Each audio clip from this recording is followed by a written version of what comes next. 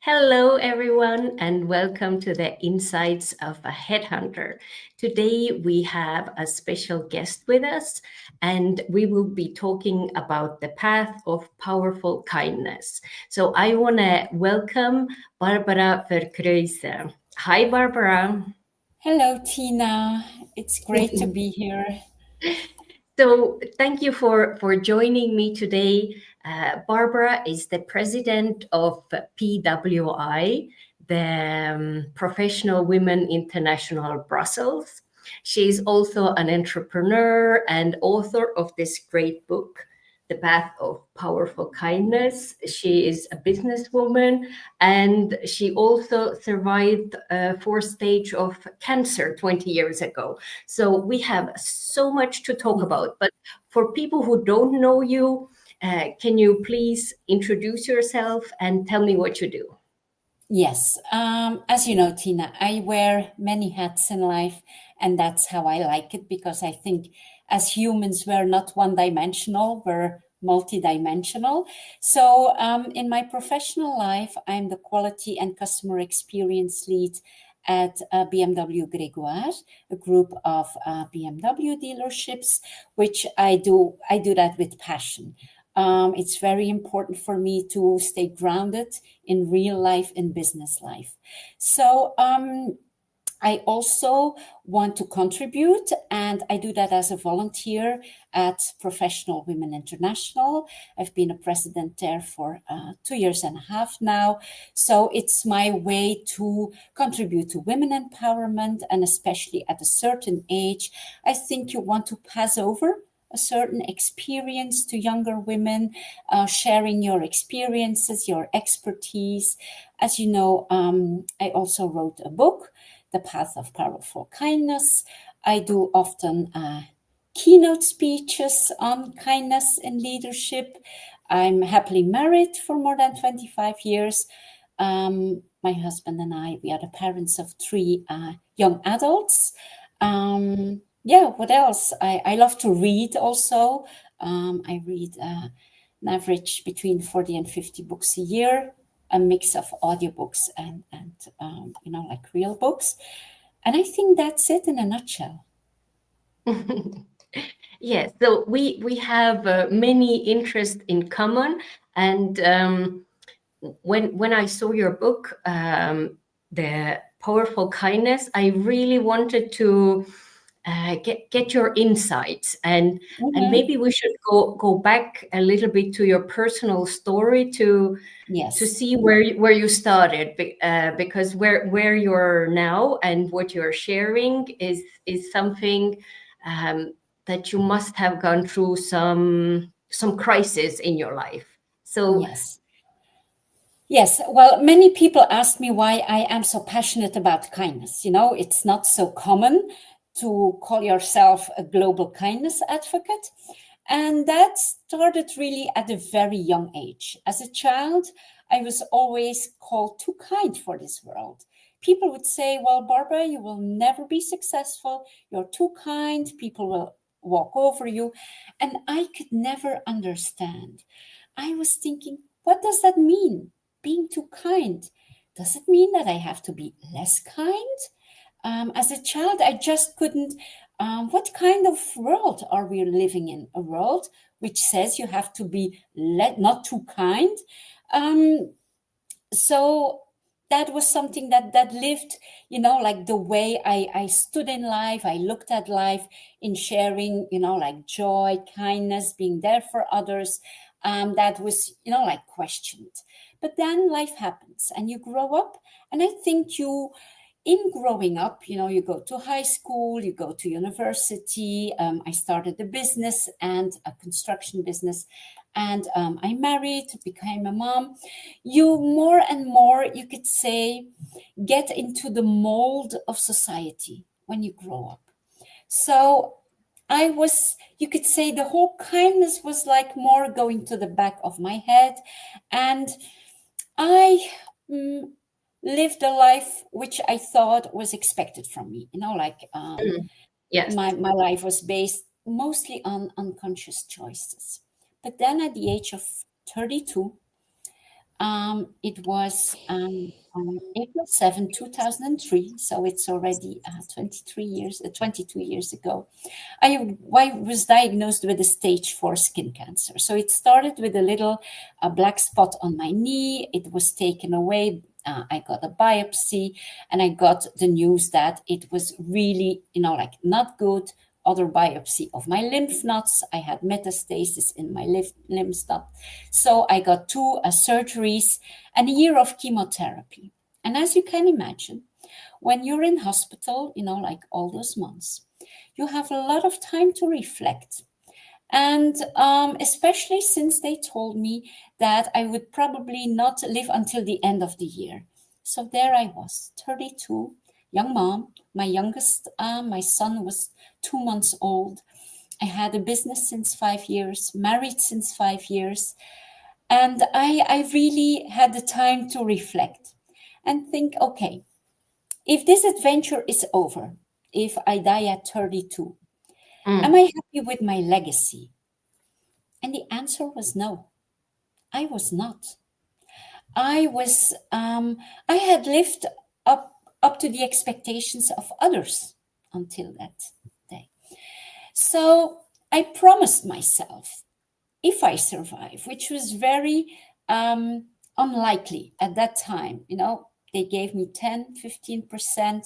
But I promised to myself, if I survive, I will build a positive legacy.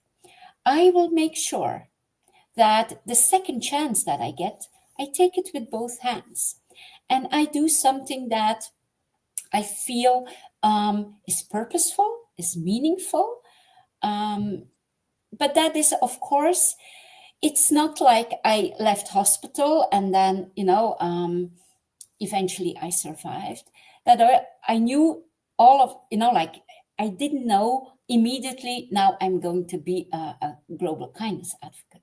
Because, it's not something that came like that. I started a journey of, you could say, self-discovery. Because I was still running my construction business. We had a lot of investments. I could not end that from one day to another. But in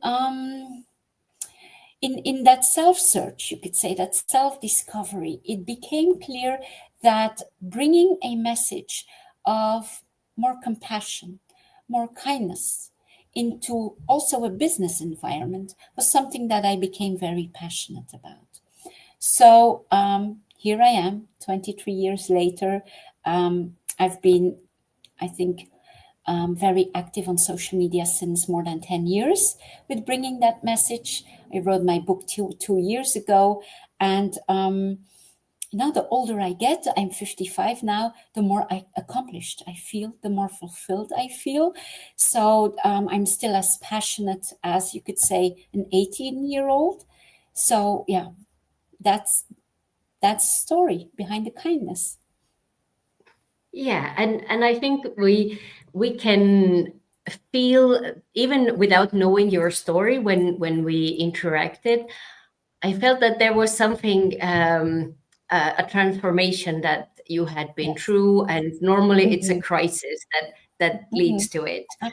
In your case, it was several ones, like you write in your book, that it took almost a physical death, a marriage crisis, and almost bankruptcy to break the shell of the ego personality. Yes. So it wasn't enough with the 4-stage cancer. No, it wasn't enough. And mostly, like the almost bankruptcy of my construction business was huge, because I couldn't, you could say, ending that construction business was very hard for. As a person, I am an achiever, and I want to do things good. So letting that go, it felt a bit as my baby. Yes. Although I was not so passionate about the construction business in itself anymore. And in 2016, I was betrayed by 2 of my employees, which made me end up almost bankrupt. So it was really the universe who had to, bang me with my head against the wall and say, it is enough. This is not for you. Because I'm a very stubborn and driven person, to understand that. And we ended up with a lot of debt. In a certain moment, we sold our business building. We sold a lot of assets, but still there was more debt. And one day I get a call from the bank saying, we might sell your private home. And I was like, oh my God, our private home. You have to know, my husband is a jurist he was not in the business, so I already felt some guilt towards him to draw him to in this, financial crisis. And having to give up our dream house. You can see we're still living in it. Yeah. So it didn't have, it all had a happy ending. Spoiler, yes. But the day the bank called, we might sell your house. That evening, I was, laying in bed, looking at the ceiling and really talking to the universe, saying like, seriously, I survived a stage 4 cancer to maybe end up homeless with our family? Our children were 16, 15, and 12 at the time.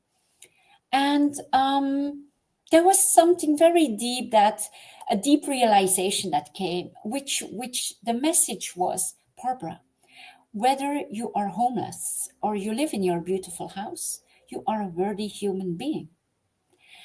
And that was like, whoa, it was like as if a pressure fell from my shoulders. And I said, yes, that's true. I am Barbara. I can bring value into the world. So fortunately, we found another solution and we didn't have to sell our house. And I got an opportunity, so I had to end my business, an opportunity to work with BMW, which was at the beginning, it was an opportunity, but at the beginning it was like more administrative work and you could say below my level. So I had to swallow a lot of pride to to start there. But I needed work and I needed the money. So even I just took it. And after a few months, they offered me, do you want to do quality management? Then I became part of the management team. Like 2 years ago, we had an acquisition, which made me expand my role there. But if I would have been too proud to take the first opportunity at BMW, then I might not be where I am now. So sometimes we get opportunities in life which don't look as we want. And sometimes we have to put the pride, like our fixed beliefs to the side and just go for it and see what life offers you. So I'm now, we're almost 10 years later, running a thriving business again. But you could say that I approach it from a lot more detached way, knowing that from one day to another, you can lose everything. You can lose your health. You can lose your loved ones. You can lose your financial stability. So knowing that nothing is permanent makes you more detached. So I'm very grateful and very, how would you say, appreciative of every moment, because I know it can change. And it's an abundant feeling. It's an abundant feeling when you're like grateful, like for your cup of tea, for the conversation we have now. That we it's nice to have beautiful things in life, to have a beautiful, like whether it's a car, a beautiful house, but not being that it's not your identity. If it becomes your identity, you put your sense of self-worth outside you. So, but if you know that your self-worth is within you, so even if everything would be taken away from me, I can go tomorrow, like to whatever business or whatever happens, and like the value is within me. It's not in the title, and it's not in my house or not in my car or whatever. Yeah, and that is so important to think about, that we are not the labels that are Yes, attached to us, and not the absolutely. house we live in or the car we drive. And also how we approach people and Mhm. how we do business. But Yes. this is a question I finally understood when I was reading your book. It's how to restore balance in reconnecting power Power with with kindness. Yeah. kindness, because it's Yeah. not obvious. No, it's not obvious. So kindness has had many years, many decades, even centuries. This second notion of if you're too kind, you're it's like a weakness, but Yeah. it's not. Maybe I will say first what kindness is not. Kindness is not niceness. There's a big difference. If Yes. you're nice to a person because your parents taught you to be nice. Let's say to an elderly person, to a woman who's pregnant. It's something that is, you could say, taught from outside you. You have to be nice. Some people, and it's fear based. Let's say Yeah. you have a rude boss or a rude customer and they are disrespectful. But out of fear of losing your job or out of fear of losing your customer, you're just smiling and nodding, even if they're treating you disrespectful. That's being nice. If you're kind, which comes from within you, you detach from the disrespect that that person expresses towards you. You are kind, but you speak up for yourself. And you can do Yes. that in a kind and dignified way. You could Yes. say, why would you say that if they're saying something disrespectful? Or this is hurtful. Or this is not okay. What you're saying now is not okay. You don't have to yell, even if they're yelling. I think in staying calm and centered and balanced, you are the place you start from is within you. Like it's an expression of you. Kindness is an expression of you. And it is connected with the power because you're unshakable. It's not like you're, and it's a training. I have to say, Tiina, it's a training to stay kind, calm, compassionate with somebody who is unkind, who is even rude. But we always have to remember how we speak is an expression of ourselves. So if the rude person is really something that reflects on that person, it doesn't have to reflect on you. You can put, like, you could say, almost an energetic barrier because you are wrapped in your light and your kindness. It bounces back. It doesn't mean that you go in a like submissive way or in a doormat mode. No, but you can see through with a compassionate eye. You could say, why would people be rude? Why are you disrespectful? Being disrespectful to someone else is mostly being disrespectful to yourself. If people could see that when you speak ugly words, it makes you your entire who you are, it makes you get drawn in that negative energy. And as the person next to that, I can choose. I can choose not to be part of it. I can choose to set my boundary. But it doesn't mean that I cannot stay kind and compassionate because I can feel the compassion. If you're really aggressive, you're emotionally unstable. You're maybe you have some immaturity.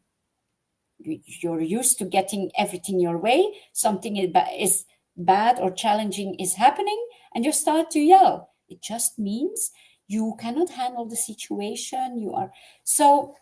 I think that that's the most important thing. Like kindness is not niceness. There's a deep kindness always requires maturity, understanding. It's balance. It's very powerful. Yeah. And like you said, it's about boundaries Yes. and keeping yourself away from negativity. And Yes. and like Oprah Winfrey said about niceness, and that she has been people pleaser for decades that she has the disease to please. And this is Yes. not what we're talking about. It's really No, about no. um, And I was, having, like for a yeah, long time, a people pleaser too.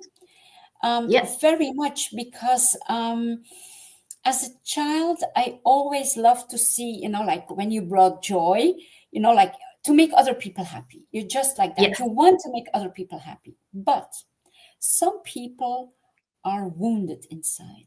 Some people carry luggage and, like hurt.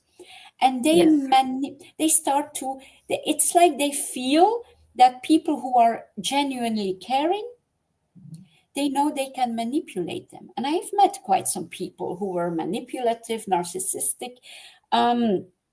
And it's very hard. It's very hard when you're a, like genuinely caring person to deal with that. But I think it's very important that you meet those people because it teaches you inner strength. It teaches you boundaries.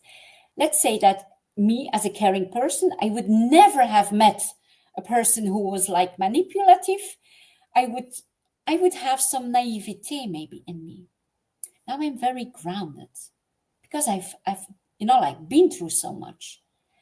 I'm grounded, but yet I was very mindful to not lose my compassionate heart. yeah, yeah. And I think there is like attraction that you are drawn Yes, to each other. yes, yes, But yes. what I wanted to ask you when it comes to leadership, um, about giving feedback, how to do Mhm. that in a kind way. Um, well, I can be tough. People know that. When I see that people are caught up in some kind of, mm, how would you say, in an ego pattern of thinking, Mm, I can be very cut through excuses. I mentor people, and if I recently had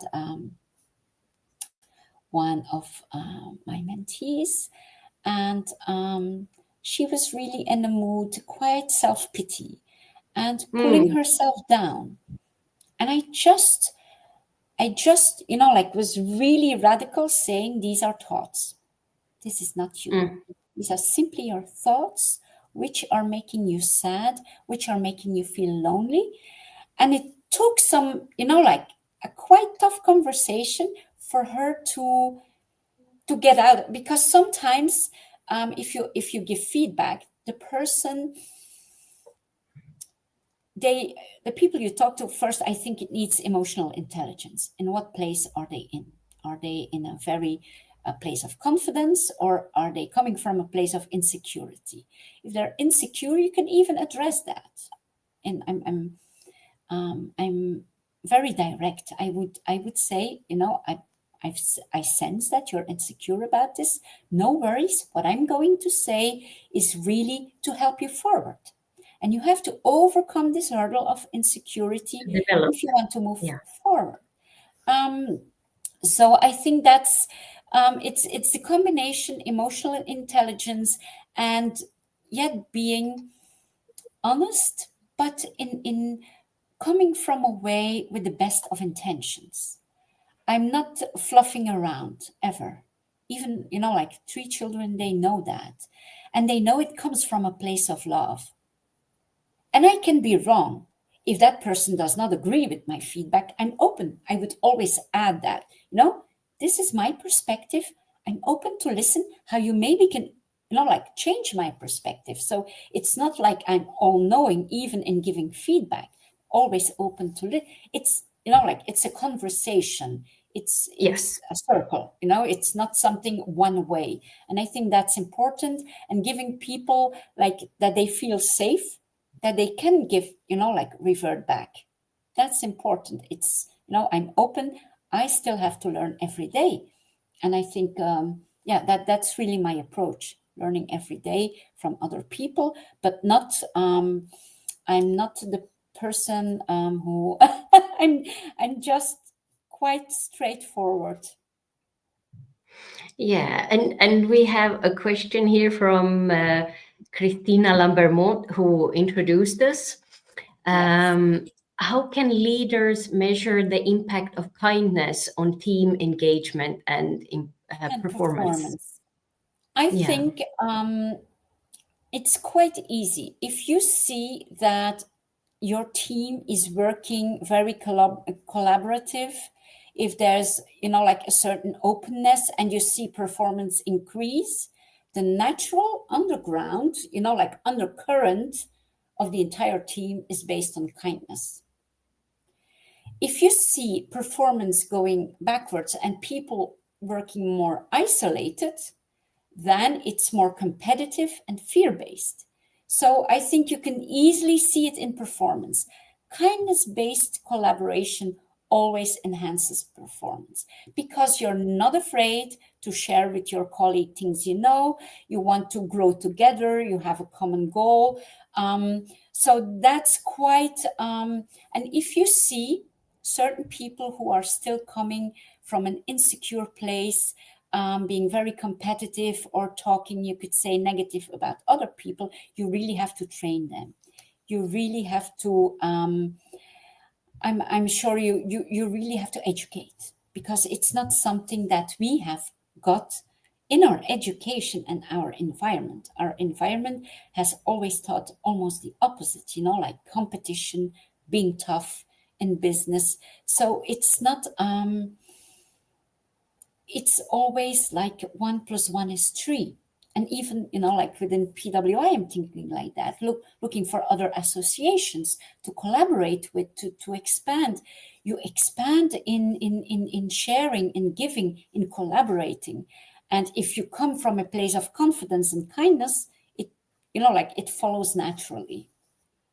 Yeah, and what you said about sharing negativity, when I'm interviewing candidates for executive search projects, that is one big red flag. And like you said, it can be trained if they're already in your work environment. You can train them not to do it, but I think it's cheaper to hire people who already have the mindset, so you don't fall into that trap. Absolutely. And even in the teams that I'm leading, if I feel people going into gossip, they know it's a no-go for me. Never. If they come, I will not participate. Of course, we can talk about work, the performance of a team member. There's a big difference in talking about, like the working of your organization or your team and gossip. There's a big difference. Are you talking about the working and towards a common goal? Or are you just, like talking to put someone down? I think it's very important to put that in your organization very, like very firmly. No gossip. We not participate. It stops here. Just being very, and even that's kind, even if you're firm, you can be firm and kind. I think it's even kinder to be firm to a person who wants to gossip than to just allow it.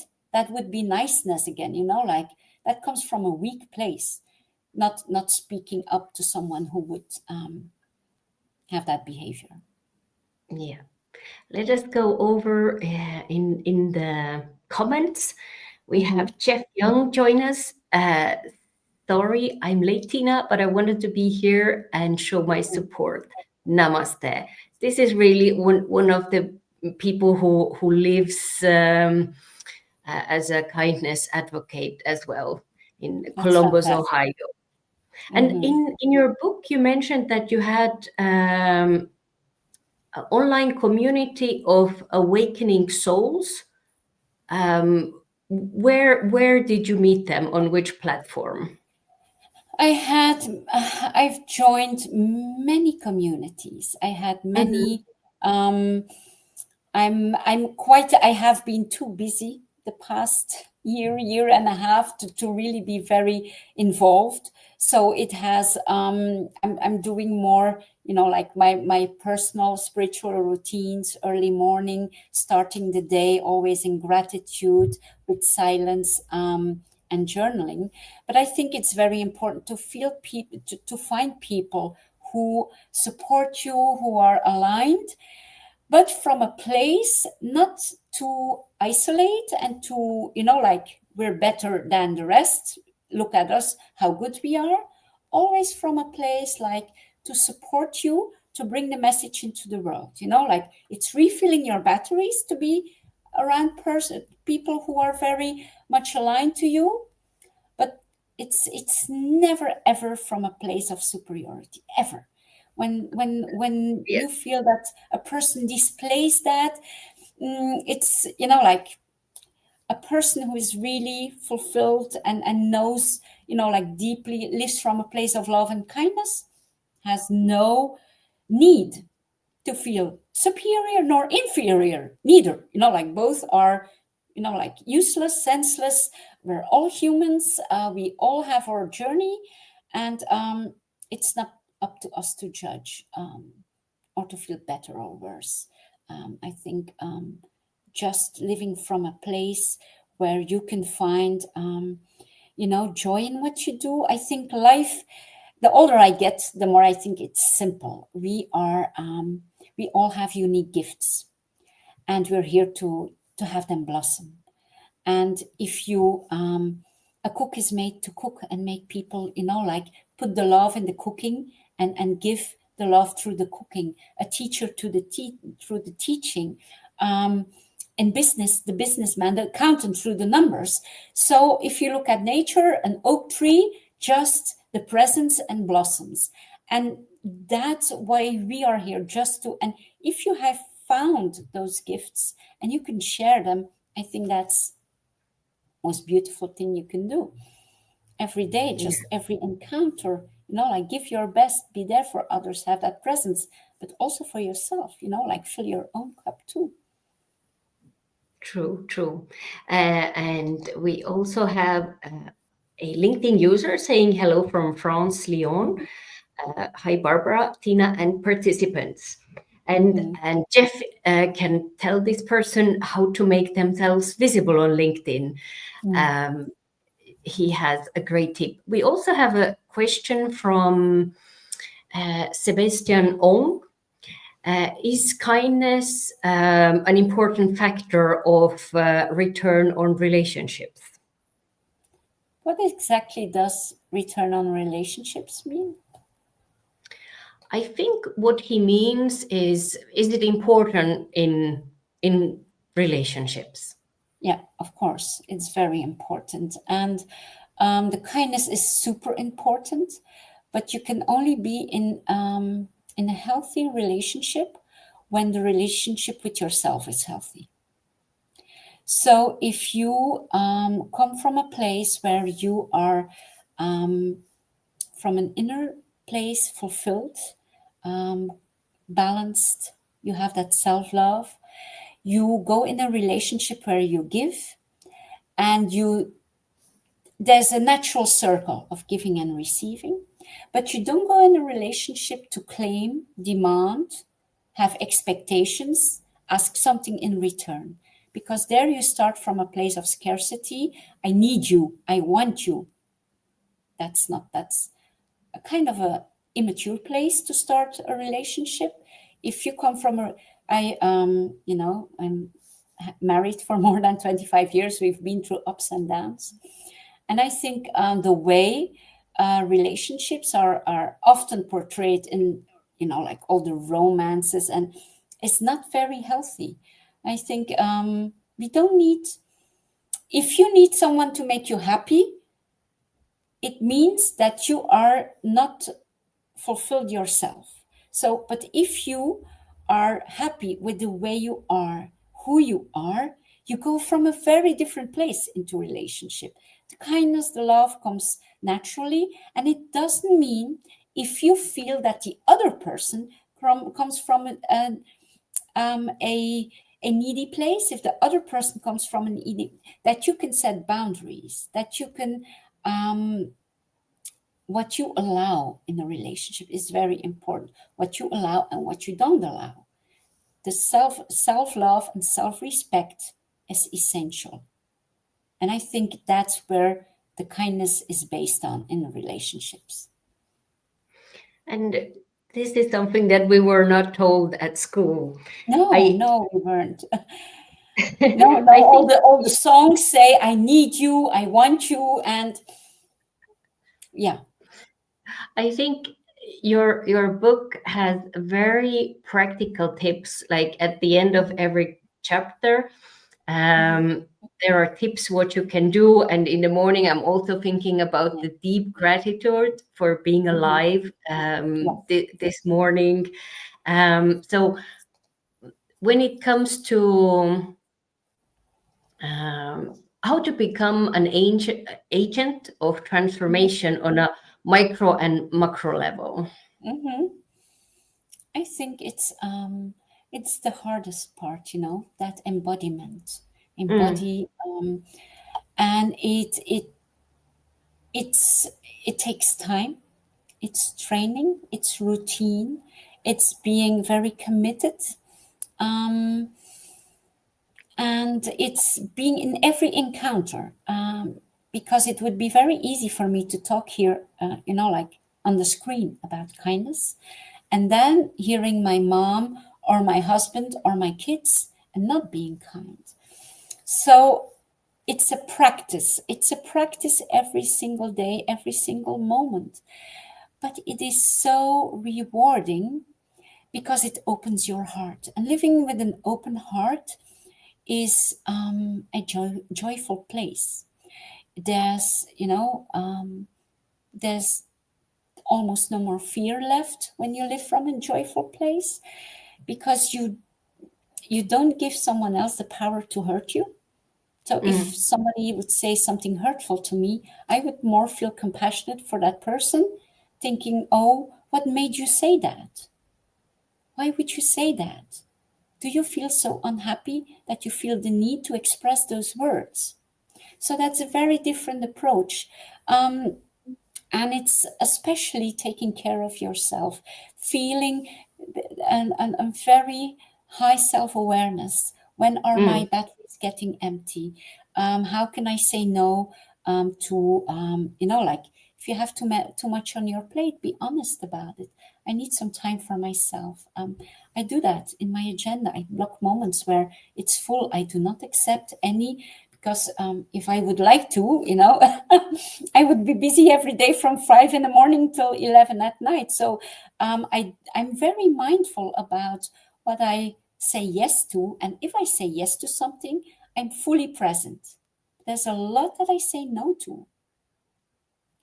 And that's just to protect my own energy, to be able to show up every time again, full of love and kindness. Yeah, I think it's very important to do that gracefully as well. And I think your book has a lot of good references as well, like quotes from other books that I love, like Edith Eger, The Ballerina of Auschwitz, and Don Miguel Ruiz, the Four Agreements, like those. All those books that you have read and mentioned here are also gold. So it's, and like you said, it's daily practice. And when you need inspiration, read more of those books to be more centered. Absolutely. I think we know what's good for us, but sometimes we don't have the self-discipline to do what's good for us. So what you fill your mind with is as important as what you fill your body with, as who you surround yourself with, as the place you live in, what you surround yourself with, like the energy of your room, the energy of the people, the energy in what you read, what you listen,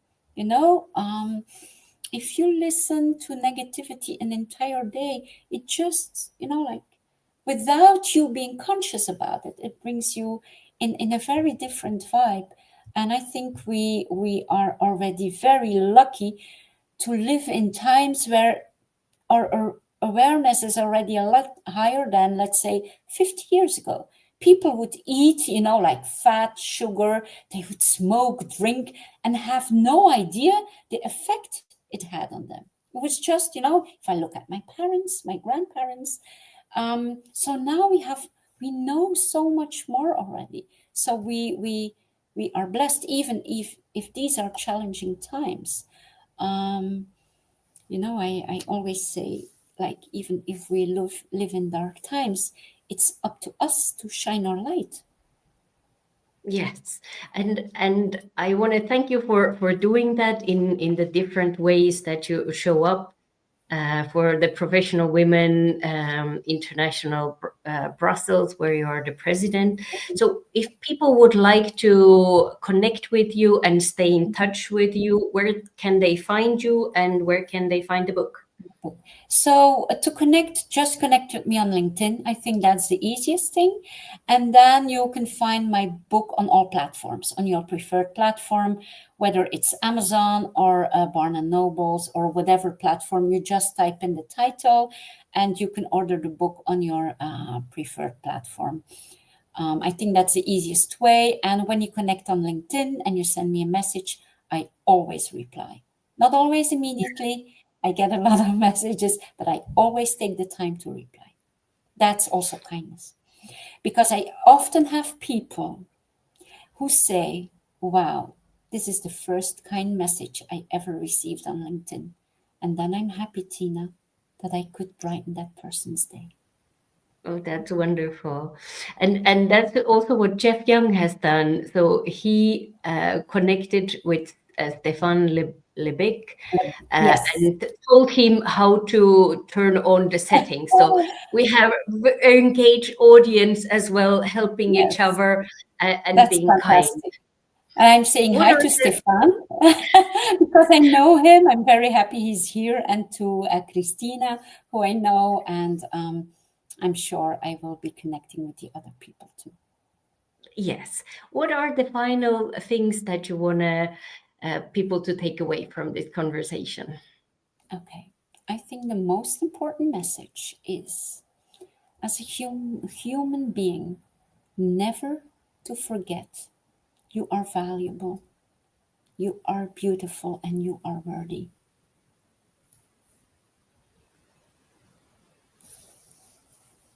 Yes. Oh. That is so beautiful.